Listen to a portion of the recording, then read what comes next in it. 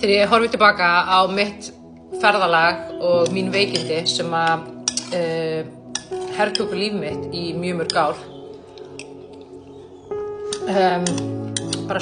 vanlíðan strax frá barnæsku upplifunum að ég tilheyrði ekki, að ég ætti ekki heima neins staðar í neinum hópum, að ég væri öðruvísi en allir aðrir. Þessi líðan að passa ekki neins staðar inn og vera einhvern veginn fyrir utan mengið. Og svo bara strax og ég var bara unglingur þá byrjaði ég að sækjast í áfengisdrykkju og svona óæskilega hegðun og svona þessi vanlíðan innan með mér fór að brjótast út í minni hegðun. Og við tók bara svona rosa mikið fyllerísbrölt, svona útlíka fyllerí, þú veist, veit ég hvað margir hérna sem kannast við þetta. Íti og læka, ég kannast við gömlu sjoppufylleríum sem voru hérna áður fyrr. Ég er fædd 86 og það sem maður fór að landa fyllerí og sem bara, þú veist, krakki og unglingur og svo þróaðist þetta. Og í gegnum menntaskólan þá var þetta svona hægt að vera bara, þú veist, fara að þróast úr því að vera svona helgardrykkja yfir í að vera svona björgkvöld í miðri viku, þú veist, þá fór ég kannski niður í bæ á miðvikudegi, þú veist, þá bættist það við djammið sem var allar helgar, alla helgina og síðan fór maður að nota önnur efni eins og kannabis og þá var þetta bara mjög hratt niður á við og ég var bara orðin full-blown fíkill. Og sama tíma þá hékk virði mitt á þessum tíma á því hversu vel mér gekk í námi. Og bara ef að, þú veist, mér gekk vel í náminu þá var það afsökun til þess að ég mætti halda áfram þessu lífstíl sem ég var að lifa. Og á sama tíma þá hafði ég þróað með mér mjög alvarlega átröskun og ég var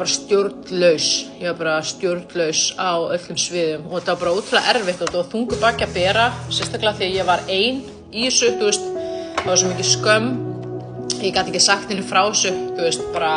ekki fjölskyldunum minni, bara engum vinum mínum, þú veist, þetta var bara, þú veist, á þessum tíma hefði ég frekar viljað deyja eftir en að segja einhverju frá þessu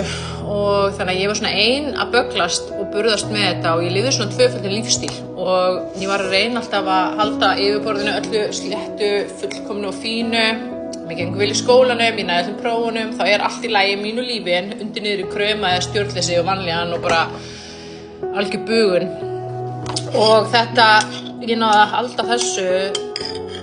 til streitu alveg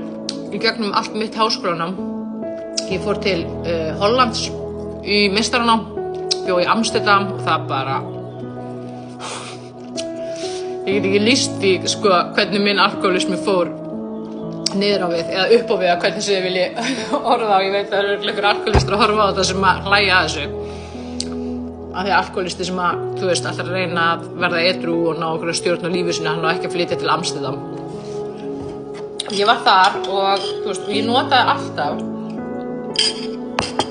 námið sem afsökun. Ef ég næði til prófunum, þá ekkert vandamál. Og en samt var ég deyjandi. Svo kem ég heim, eftir ég klára lokaritgerðina, meistararitgerðina minn og þá er allar bremsur farnar af og þá er ég bara rúmliggjandi. Ég er bara rúmliggjandi af alkohólisma sem var bara þannig, vaknaði, byrjaði að drekka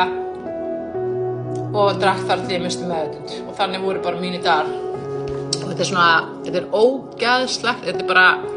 ég get í listi hvað þetta er mikið helviti. Og þetta hafði líka verið svona í Hollandi, ég átti hollenska kærasta og ég bjó þarna í Hollandi eftir að ég var búin að klára námið og þar var það þannig líka og þá var ég ofta að reyna sjálf að hætta og reyna að þurrka mig upp og svo datt ég aftur í það og þetta var bara ótrúlega erfitt, þetta er bara mjög svona illkvittin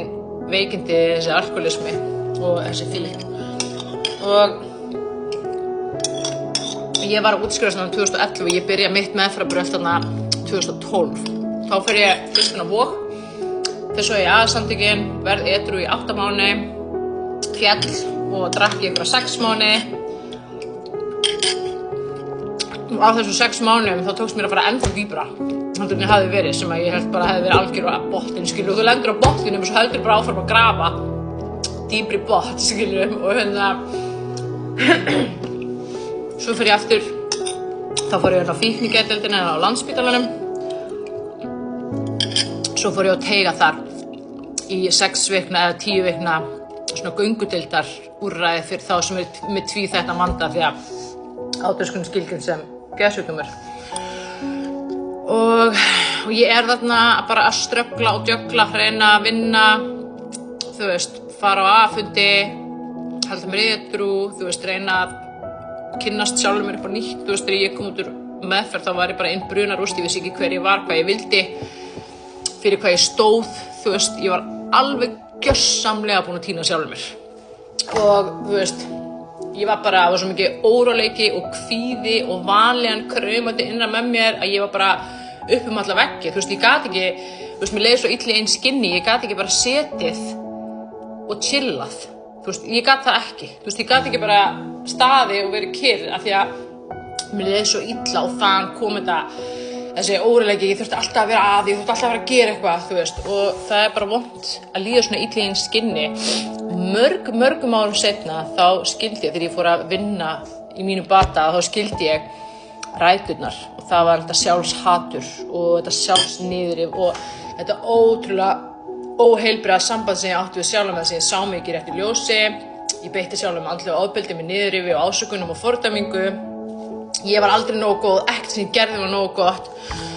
og á sama tíma að þá rak ég mig áfram með harðri svipu og harðri hendi, bara þú átt að vera svona, þú átt að gera þetta og þú átt að vera fullkomin og ef hún því ekki þá ertu ömuleg. Og þegar við komum svona fram við okkur sjálf og erum svona vond og grimm og miskunnarlaus við okkur sjálf, að þá skapast svo mikil vanlíðan innan með okkur, svo mikið kvíði, svo mikið streita, svo mikið bara þyngsli og að, þú veist, að okkur getur ekki liðið vel í einn skinni, þú veist, og eitt af því sem við verðum að gera ef við ætlum að verða frjáls og heilbrigð, við verðum að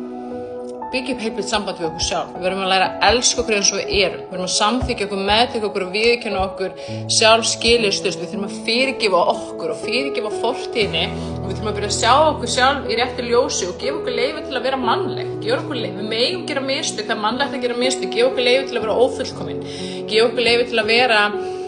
við sjálf og þegar við þurfum að byggja upp þetta samband, heilbrigða samband við okkur sjálf, friður og sátt og léttir og kærleikur og okkur fyrir að líða vel í einn skinni. Og þá höfum við ekki þessa þörf fyrir að flýja og fíkn bara flótti frá okkur sjálfum og hversu vond við erum við okkur sjálf, flótti frá tilfinningum okkar af því að við höfum óheilbrigt samband við tilfinningar og við erum hrædd við neikvæðar tilfinningar eða flótti frá hugsunum okkar þegar hausinn okkar bara á milljón og bara ótrúlega dökkur og neikvæður og við höfum ekki hugmynd hvernig við höfum að takast á við það. Ef við ætlum að vera frjáls þá þurfum við að byggja upp heilbrigt samband við okkar tilfinningar og við hugafari. Við þurfum að læra að stýra hugsunum okkar og velja hugsanir sem eru heilbrigðar og bjartar og fallegar þannig að hausinn á okkur sé ekki bara fullur af myrkri og streitu og niðurrifi og óheilbrigði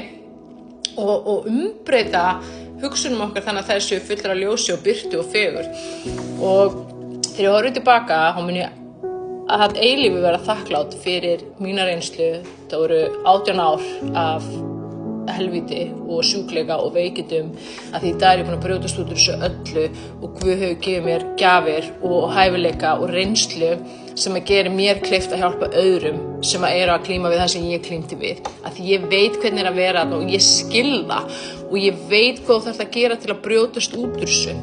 Að því ég skil ræturnar. Það dýrmætasta sem ég fann í gegnum alla þessa reynslu og það var Guð og hann fann ég í gegnum A-samtökin og að því að í A-samtökunum þá er ákveðin skilningur, þú getur ekki gert þetta sjálfur, þú getur ekki gert þetta í einn mætti, þú verður að fá hjálp Guðs og hans kraft til þess að öðlast þetta frelsa og bata. Þegar ég loksins opnaði fyrir það að þá fóru stórkostlegir hlutir að gerast í mínu lífi og batinn fór að koma miklu hraðar og miklu öflugri inn.